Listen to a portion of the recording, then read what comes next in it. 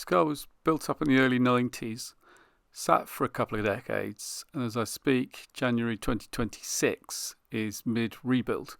This is a look back at 2024's progress. January the 1st, a Reliant pedal box on the bench. I've chosen to use a complete production item as there are big forces going through the brake system by the time you multiply the leverages up. I've worked out packaging with this wood framework previously, and it simplified the accelerator and it turned out not so much the clutch. I might come up with a better way to do that. That's a Reliant radiator, and I'd worked out a way to do the plumbing. It's now a mini radiator. January the 1st, a strip of 3mm steel, big hammer, a vise, and start bending something to bolt that pedal box to. I've got this lovely metal cutting hacksaw and pretty short work. Drill the bolt holes, hole saws for the clearance holes, and there it is, bolted in. First bit of progress. It attaches to this tube going across the car, and something you do with hole saws is make little crescent cuts. The trick is that you need the pilot drill to sink into something below. I recorded a lot of video of all of this, so this is the annual slideshow review, so I'll try and keep the pace up a bit. The tube nestles into those little crescent cuts, everything straight and level, and move on to the next project. The front of the car off and work on replacing that wooden beam holding the front of the engine up with a metal beam that the engine can bolt into. Getting holes to line up is never easy. This bandsaw is a proper precision tool I'm really pleased with. Sculpt the ends of the box section to fit that tube, and the whole thing wedges in under its own weight. I was really pleased with it. Next. A frame sits on the Austin 7 chassis under the gearbox. Then there's a bent steel piece that's original Reliant that it slots into. So there are rubber bobbins, the Reliant component, these towers carrying the weight down to the frame. It's heavy and complicated, but if you see the final product, it's this frame that takes the engine, gearbox and pedals, and this frame will go onto a different chassis. And then this one might have a Reliant engine, might have its Austin 7 engine back, who knows. But really I'm using my chassis as a jig to build this for Billy. Bits of tube, odd bends and odd shapes to attach it to the original chassis. Cardboard aided engineering, CAD. That bandsaw, real treat. Before long, the wooden frame was more in the way than an assistant, so that got put to one side. And then I rigged the pedal box where it needed to be, kind of in free air. And then I could start building from that. In the same way that a large wall is built a brick at a time, this came together piece by piece by piece. That bandsaw was an absolute godsend. I also used it in vertical mode, so it was clamped up and then a table into the vise, so I could use it like a conventional woodworking saw. There were a lot of filing and fitting, and it took a while. It's a sort of work that I really do enjoy. And then eventually, there it all is, ready to weld together. Converting a saloon to a sports car, the steering needs to be lower. You can now buy a sports type steering box, but the conventional period mod was to use a cast aluminium wedge, and here's one I had in the car in the early 90s, and the outline of the new one. The brake pedal goes through that wedge, and getting mine out was a bit of a battle. Stakes sell a table to fit that. As you'd expect, lots of grinding and filing.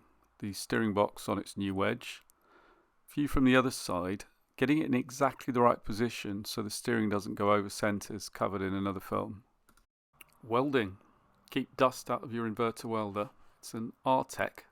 Great machine, great company. Notice it's on a wooden trolley. Keep that in mind when looking for advice from me. Lots of practice, keep notes. That's probably the beginning and the end of mine. You can keep adding weld and grinding. It looks pretty, but how strong is it? So you've got to look for clues on the back end of the weld, look for where the heat's gone before wire brushing it. My welding is, yeah, anyway, it slowly came together, and while I'd like to have pretty visible welds, I'm not that standard. Some of it I don't mind you seeing, but not much of it. On practice projects making shelves, I learned that every time you weld something, it moves, more than you'd think. So my technique was to start one end and then work my way around, twisting it and adjusting as I went. So there are holes in it where I use screws to hold it all together. That little finger sander is a great tool for fine adjustments to get things fitting just nicely before welding. The welding did improve. How good I'd be going back again, I'd really want to do a little practice project before doing anything that I'm wanting to trust or look at. It really is practice. I can just about heave the engine in and out, and I considered all sorts of schemes with trestles, but in the end I put a proper beam across, painted it grey to make it extra strong, had it signed off by health and safety, and a chain hoist for this sort of application works an absolute treat. Big advantage over a conventional engine crane, and there's a video talking about that. As much for novelty as anything else, the battery tray was a sheet metal project. One of the lessons was that a cheap folder like this is quite frustrating. Hammering between a couple of bits of angle iron, very satisfying, get a good finish. I made dimples with pairs of sockets, and I made a tool to do that consistently. No one's ever going to see it, but it's fun and it's skills building. I found I had a punch which I used for making holes, had a practice at plug welding. So again, novel. Welding thin to thick is an art. A grinder is your friend. And before long, it was time for paint. I put bolts through the mounting holes so I could keep it off a board, and it's on a board that I can manoeuvre, so I can tip it different ways to get the light and to get the brush in. Small bits just balanced on kebab skewers. The brush goes in water between coats. I went for paint, not powder coating, because it's going to be modified, repainted. That green matches all my sheds and fences, but also matches a Spitfire engine cradle. It's quite a common RAF mid-century O'Donnell type colour. The Craftsmaster paint I bought is matched to a Colchester lathe, not dissimilar to a Frog Eye Sprite colour. Painting is time consuming, but it's something that I do enjoy, and such a big milestone to get it painted, bolted onto the chassis, engine dropped in, seat and a radiator ready to drive. Must be nearly finished. In parallel with painting some aluminium tube bending experiments, sticking it through a hole in a block of wood and leaning on it, I really liked as a technique. You can vary the tightness of it. I haven't used that material yet. This experiment did go somewhere. A cordless drill is plenty to drive a bead roller. So I've got a bike brake as the remote control, go-kart chain to drive it. I've got draw slides for the drill clutch so I can engage or not. Wood's my comfort zone, but it's also lightweight, so I can lift this up, put it on a shelf. Red for the trigger mechanism, grey for the structural bridge. Worked an absolute treat. If I'd have made this wheel first as an upgrade from the handle, I might not have bothered, but I'm very pleased I did, and I've used it a lot. Pulling an up and together car apart massively devalued it, and now I started cutting it up. So it was marking where it didn't fit, go at it with the jigsaw, put it on, mark to trim again, put it back, on, off, until eventually I had it snugging onto the chassis everywhere it needed to be, with clearances round everywhere it needed to clear. At this point it did start to feel like an upgrade. The steering angle had to be changed, and I'll probably go back and change that wedge with welding, because I'd raised the body up and moved it back to make more legroom, because I'm 5'7.5". Garage doors were open a lot, which attracted a robin that wanted to nest in there. obviously not ideal for when the doors are shut, so I made a nest box, but it nested in a different shed in the end. The tail angle always looked a little awkward, so I raised the back up, which changed the attachment point, so it swiveled on the top bolt. Again, an upgrade, and it's getting back to how I originally pictured it rather than how it came out in quite a rushed build. This green foam floor underlay was quite good for templating, and then cut a huge hole to test for foot clearance, and every time there's a young friend coming to visit, give them a go. And then eventually Billy came and could try with him sitting in it. To my great relief, more than enough knee room, leg room, foot room. Then we could start to make that big hole in the side smaller and smaller. You can see the heel below chassis level.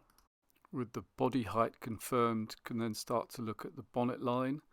We revised the angle of the scuttle to match that. Unbolt the carb and switch it the other way around so it sticks out the side like it did in the original. Made a decision to reuse the original rather dented foot bulge as an alternator cover. A really good day.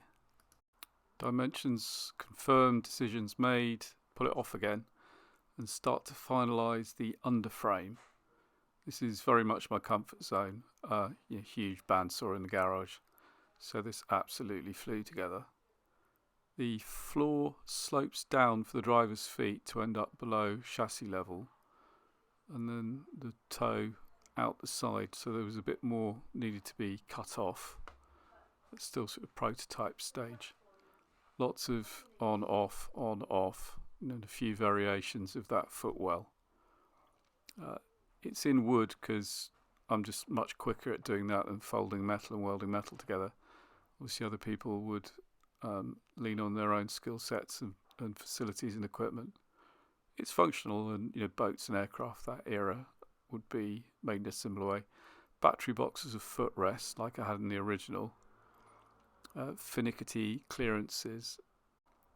Theme with this car, the original was a bit weak, very light. So there's now a sturdy wooden frame inside. This might get replaced by sheet metal or tubular aluminium or something.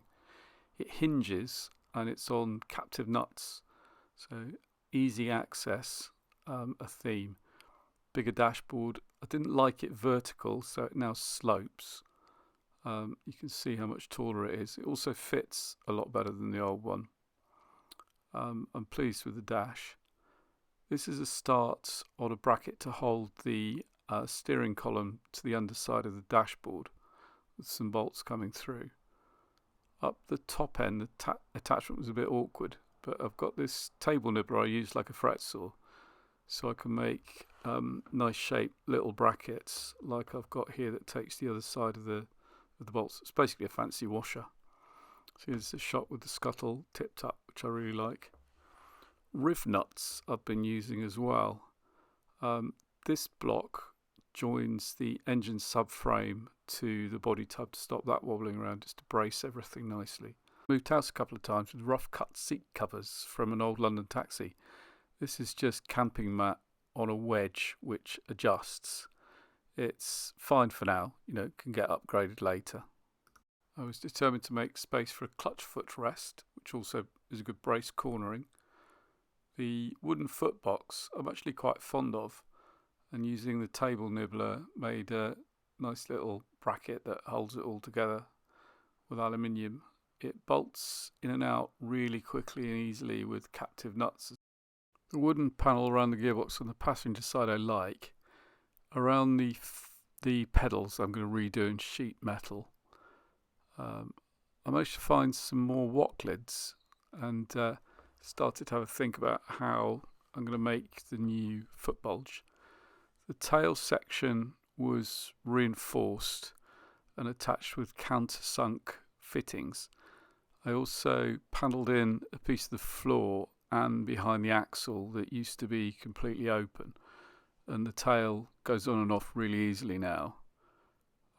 It's also a lot sturdier, it's not going to get mucky like it did. It was January the first start, but by mid-August, real life was intervening.